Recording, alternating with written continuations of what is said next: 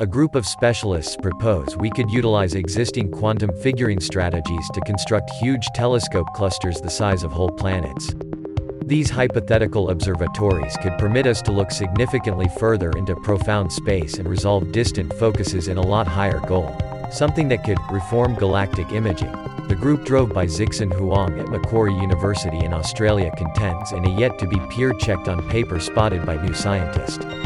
Their proposed interferometer, in the realm of cosmology, that implies a variety of individual telescopes that structure a solitary telescope with a lot bigger gap, survives actual impediments including misfortune, commotion, by utilizing quantum correspondence methods. In the idea, every photon that shows up at the telescope exhibit could be handled each in turn, and be recorded into an exceptional quantum memory capacity gadget. Since the information from these photons would be quantum trapped, a peculiarity in the quantum world that permits at least two particles to connect up regardless of being far separated, sharing a brought-together quantum state, the singular telescopes could impart data to one another quickly.